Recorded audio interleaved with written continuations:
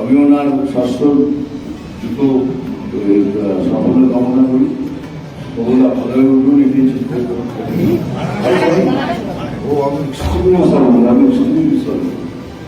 আমার ক্ষমা করবো প্লিজ। বকুলদা ভারত ভালো, খুব ভালো মানুষ ছিলেন, আমার সাথে খুব ভালো পরিচয় ছিল, ওনাকে আমি শ্রদ্ধাও করতাম। পলিটিক্যালি কিছু অভিযোগ হতে পারে, বাট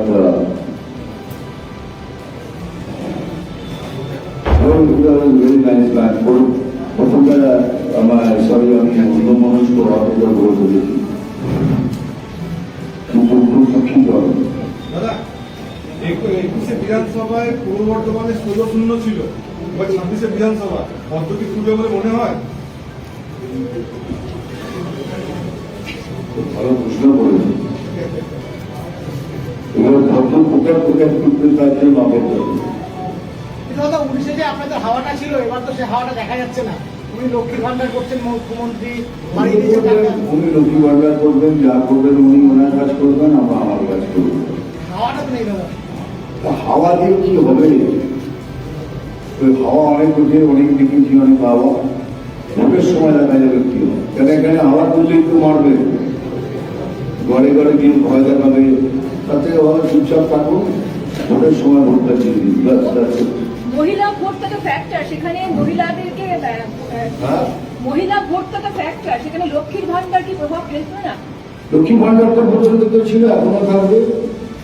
500 টাকা বাড়িয়েছেন, মহিলা সংখ্যা বাড়বে কিনা সেটা সন্দেহ আছে। যারা পাচ্ছেন তারাই পাবেন, কিন্তু মহিলার সংখ্যা এবার যতগুলো মিটিং করেছি সেখানে আমি দেখেছি 70% মহিলা ছিল আমার সভা। সেই হিসেবে বলতে পারি যে মহিলা সংখ্যা এবার আমাদের দিকে বেশি ছিল। মিঠুন চক্রবর্তী অভিনেতাকে দেখার জন্য ভিড় ছিল না রাজনীতিবিদ মিঠুন চক্রবর্তী? দেখুন যতবার দেখা ছিল সেগুলো হয়ে গেছে। মিঠুন চক্রবর্তীকে হিরো দেখার কতবার দেখবেন হিরো? এখন যারা আসছেন তারা শুনতে আসেন রাজনৈতিক কথাবার্তা শুনতে।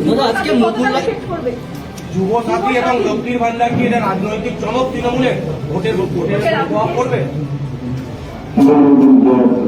দাদা হচ্ছে মুকুল রায় আজকে মারা গেছে, তাকে নিয়ে বিতর্ক করছে কুণাল ঘোষ। তিনি বলছেন আমাকে ক্ষতি করে। আবার সেই উল্টোপাল্টা কথা, আবার সব নাম নিয়ে আসবেন আমার সামনে, বলেছি সেদিনটা খারাপ করবেন না। মুকুলদার প্রতি আমার শ্রদ্ধা রইল। এক কথায় বলছি, মুকুলদাকে ভালো করে জানতাম, অনেক ভালোবাসতাম, উনি আমাকে ভালোবাসতেন। চলে গেছেন, খুব দুঃখিত আমি। যদিও আমি বিজেপি করি না, তবু বলছি ওনার প্রতি আমার সশ্রদ্ধ প্রণাম রইল। আর আই এম শিওর যুবসাথী আর লক্ষ্মীর ভান্ডার এগুলো কতখানি এফেক্ট করবে নির্বাচনে? এটা কি চমক নয় তৃণমূলের? যেগুলো চমক তো দেখুন সবাই চমক দেয়, তৃণমূলের চমক দিচ্ছে। এবার চমকটা যেন বুমেরাং না হলে সেটা দেখুন।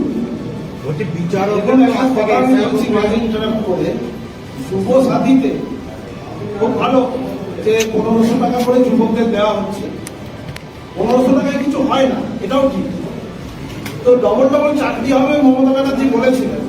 চাকরি দিতে না পারার জন্য 1500 টাকা দিয়ে যুবকদেরকে হতাশ করা হয়েছে। শুধু তাই নয়, শিক্ষিত যুবক যাদের দিনে সারা দিন লাইনে দাঁড় করিয়ে রেখেছে। প্রধানমন্ত্রী অনেক প্রকল্প চালু করেছেন, অনলাইনেই হয়ে যায়। এরকম ভাবে লাইনে দাঁড় করিয়ে মানুষকে সেই লাইনে পুলিশ দিয়ে পেটানো, এটা একটা লজ্জাজনক অধ্যায় করেছে পশ্চিমবঙ্গে যুবসাথী। কিন্তু সিস্টেম মেনটেন করে দিই, লাইনে দাঁড় করানোর যুগ এখন মধ্যযুগীয় বর্বরতার মতো হয়ে গেছে।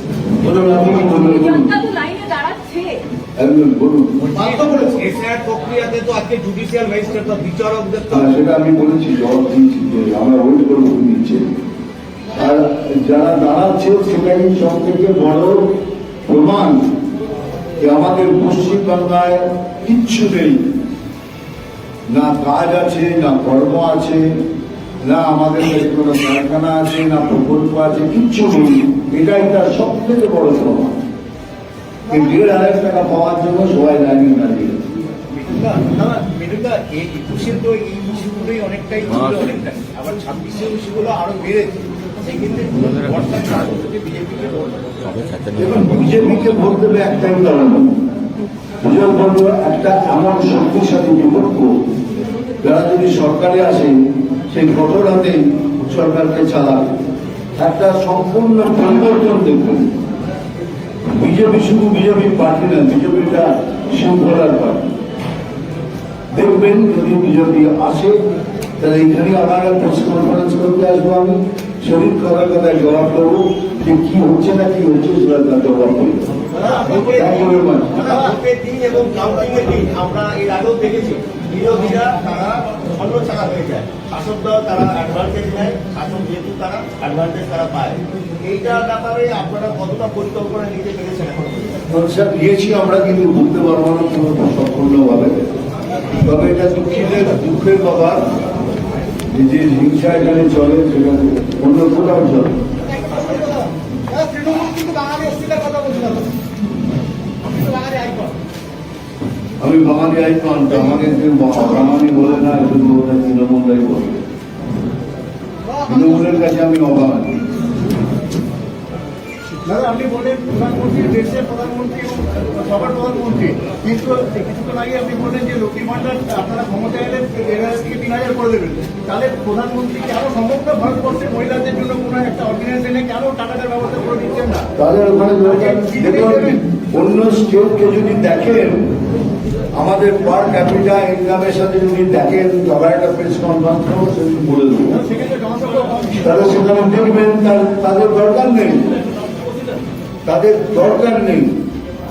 যেখানে আমাদের 1 লাখ টাকা, অন্য স্টেটে সেটা পার ক্যাপিটা 2,05,000 টাকা। বিভাজনের এই এতখানি তফাৎ। এটা তো বিভাজনের রাজনীতি হচ্ছে, আপনার ক্ষমতা এলে তারপরে করবেন না, এটা নির্বাচনের আগে থেকে বলছি, এটা মানে ডিক্লেয়ার্ড স্টেটমেন্ট। এটা তাহলে তো একটা সমগ্র ভারতবর্ষ। আমি বললাম যে 1,500 কেন 3,000 টাকা দিব, কারণ 1,500 টাকায় তো ঘরও চলে না। সেই জন্যই তো বলেছি যে যেদিন 3,000 টাকা দিন, 3,000 টাকা দিলে অ্যাটলিস্ট ঘরটা তো চলবে। এটা তো সেই মুখে সাপের মুখে ব্যাগ দিয়ে সরিয়ে নেওয়া হচ্ছে।